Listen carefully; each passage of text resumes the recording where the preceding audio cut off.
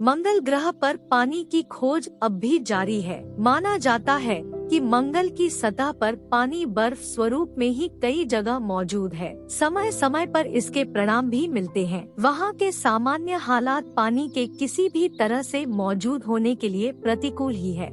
लेकिन जिस तरह से मंगल ग्रह पर इंसान ह्यूमन्स ऑन मार्स के जाने और वहां पर अपनी उपस्थिति कायम करने पर शोध और तैयारियां हो रही है, वहां पानी के स्रोतों की तलाश में कोई कसर नहीं छोड़ी जा रही है। वैज्ञानिकों को लगता है कि पृथ्वी के पथरीले ग्लेशियरों रॉक ग्लेशियर्स ऑफ अर्थ में मंगल के पानी के स्रोतों के संकेत छिपे हो सकते हैं। शोधकर्ताओं का मानना है कि मंगल ग्रह पर भी पृथ्वी की ही तरह पथरीले ग्लेशियर के निक्षेप हैं। ये निक्षेप शुद्ध बर्फीले ग्लेशियर के होते हैं, जिनमें बर्फ, रेत और पत्थर होते हैं। पृथ्वी पर ये या तो खड़ी पर्वतों के तल पर मिलते हैं या फिर उनकी चोटी पर मिलते हैं, जहां पत्थर के टुकड़े ग्लेशियर में मिल जाते हैं। इस अध्ययन के नतीजे जर्नल ऑफ ग्लेशियोलॉजी में प्रकाशित हुए हैं।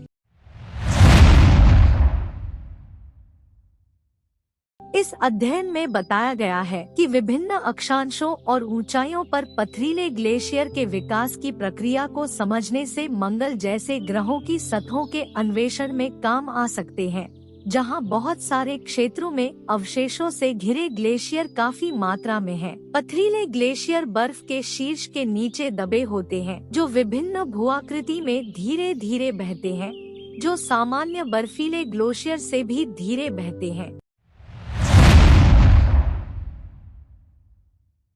इस अध्ययन के प्रमुख लेखक टेलर मे ने एक बयान में बताया, आप इन चट्टानों को एक ऊष्मारोधी कंबल की तरह समझ सकते हैं। एक मोटाई के बाद ऊष्मा प्रतिरोध बर्फ को पिघलने से रोक लेता है, जिससे बर्फ लंबे समय तक संरक्षित रहती है और धीरे धीरे ऊंचाइयों से घाटियों तक आती है, जहां वह पूरी तरह से पिघल सकती है।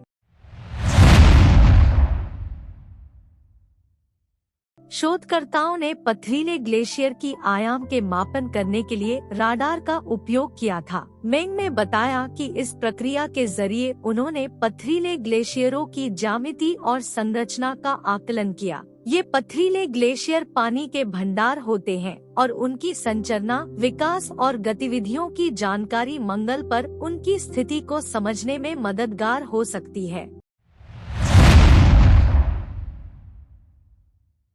मेंग का कहना है कि उनका शोध उन्हें इस बात का बेहतर विचार देती है कि पर्वतीय क्षेत्रों में कुल पानी का बजट के बारे में बेहतर तरह से बताता है। जहां से बड़ी बड़ी नदियां निकलती है, बर्फ साल दर साल जमा होती है और पूरे भूभाग को घेर लेती है, जहां पथरीले ग्रह और ज्यादा स्थानीय और स्थायी पानी के भंडार होते हैं, जो वास्तव में पानी को हजारों सालों तक सहेज सकते हैं।